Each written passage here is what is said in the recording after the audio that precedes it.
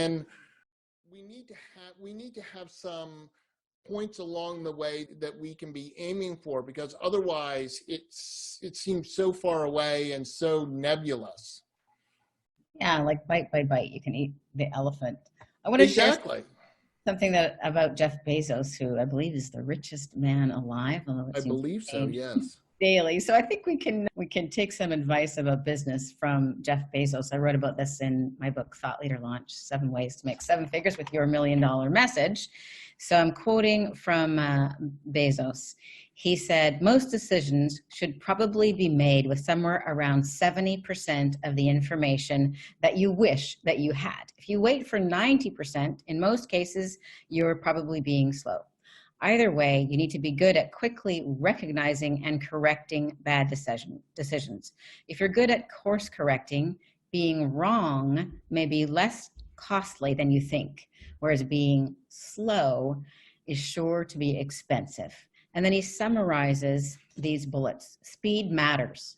Decide quickly. Understand most decisions are reversible. Decide with 70% of the information that you wish you had. Disagree and commit. So what if you're wrong? Course correct. So I really liked hearing about his wisdom, and there is a cost to procrastinating, playing small, or not deciding. So decide when you've got 70% of the information, go for it, and you may end up like Jeff Bezos, one of the richest men alive. How does that land with you, Xander? I think that's absolutely right. I will be the first to admit I have no idea how I'm going to achieve all of this. I've got a semi roadmap, but I also realize that there's going to be times in this journey that I'm on where it doesn't go the way I think, or have some epiphany that puts me off in a completely different direction. And that's okay. It is the journey. The destination is great, but we better enjoy the journey while we're on it. And we may look around and see something and discover something in ourselves or in our quest that is even bigger, even better than us. And I do agree that you have to sometimes just jump off the cliff and just believe in yourself that it is going to be okay. It was interesting, like the proof, as soon as you decided you were going to go for it and take your speaking career up a quantum leap, in spite of the coronavirus pandemic, making it about the worst possible time to do. Immediately that same day, I think it was, you texted me this idea about Epic begins with one step forward. And I'm like, that was a breakthrough, but I don't think that breakthrough would have come if you hadn't decided. Once you put things in motion, more things happen. It's the same like my boldly proclaiming this 100K in 100 days in spite of the pandemic. And then once I declared that, things started to be in motion. And now I see all kinds of opportunities to contribute and make a whole lot more than that if I had been playing to survive rather than thrive, I wouldn't have seen. And I am also driven, in case this is not obvious, like I want to set an example to encourage others in my community. Many people are struggling now, and it's one thing to encourage them, but by example, if I can show, hey, I'm going forward, pedal to the metal, you're going forward, Xander, pedal to the metal. And so we're not going to let a pandemic stop us or other adversity. Life is full of adversity. It's never perfect, but we have to go anyway, rain or shine. And then I think what comes to my mind is there was a book I read many years ago called The Diamond Cutter, and it's talking about Buddhism and the diamond industry. And what was interesting in this book, and of this whole book, you always take away like one little nugget, but the nugget I took away is that in Buddhism, there's this concept that things aren't inherently good or bad. It is how we interpret what is going on. And in terms of, Aurora, what you and I are doing, we recognize that the coronavirus completely changes how we have to do stuff. But instead of going, oh my gosh, I can't go book conferences, I can't go speak in front of the 3,000 people I want to speak in front of, I choose to look at it and say, I have an opportunity to find a new way to do this. And Right. And look at you, you're leaning into videos, editing videos, Zoom. yeah, and I think that's, again, it's the coronavirus situation in and of itself, good or bad, doesn't really matter. Look, the sun is out right now for us. I think that's a good thing. But if we're in the middle of a drought and I'm a farmer, that may not be a good thing. It's true. It's absolutely true. And I think the key is to deal with whatever way the river is flowing. Like, notice which way the current's going and decide whether you're going to paddle upstream or go with the flow, and resisting whatever is not your best choice. Noticing what is, not denying what is. Yeah. So is there anything further you'd like to share around how to boldly proclaim your intentions and dreams before we move on to some practical tips you have for the listeners? No, certainly I think we've shared a lot.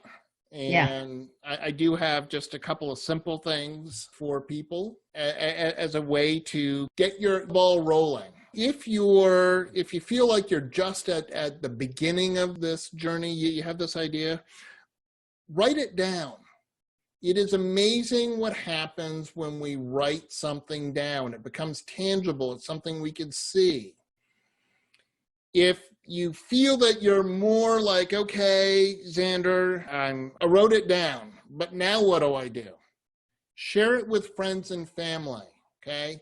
Let them know what you're up to. Because, again, once you put it out there, people are going to ask, because when you're enthusiastic about it, people want to know. It's infectious. Now, the third step, the more advanced step, and I alluded to it, which is ask others for help. As I said, I can't make this goal without the help of Aurora and many other people, some of whom I don't even know, I haven't met yet, but are going to be really helpful in my journey. And I am not surprised, but always delighted that when I ask for specific help, people are, by and large, really happy to help out.